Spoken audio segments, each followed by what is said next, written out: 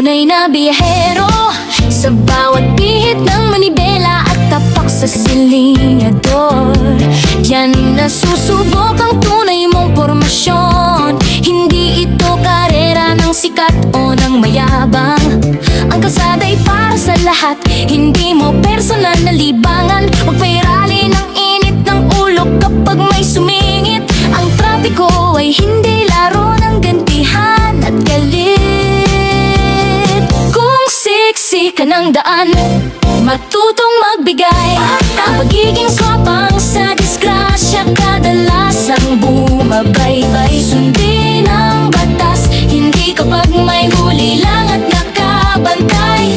Ang pulang ilaw ay hinto, hindi hudyat para makipagsabayan. Disiplina sa sarili ang pinakamabisang proteksyon para sa pamilyang naghihintay sa iyong destinasyon. Mabagal man ang usad, wag mainip o magmadali. Ang maagang pagdating ay walang silbi kung buhay ang bawi. Basta't ligtas at maingat sa bawat pag-ikot ng gulong. Mabagal man ang takbo, makakarating ka rin sa paroroonan ng may pagsulong.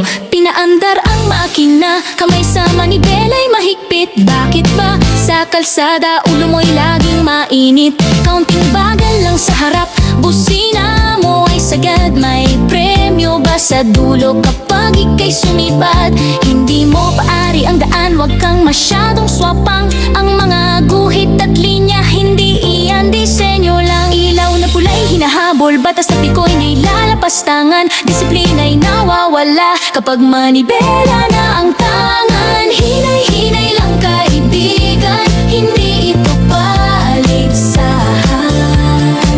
Walang medalyang naghihintay sa dulo ng lansangan. Matutong magbigay sa kapwa mo manlalakbay. Dahil ang iisang pagkakamali pwedeng buhay ang iyalay. Mag-ingat ka palagi, may pamilyang sa iyo'y nag-aabang. Kahit mabagal ang usad, siguradong may patutunguhan.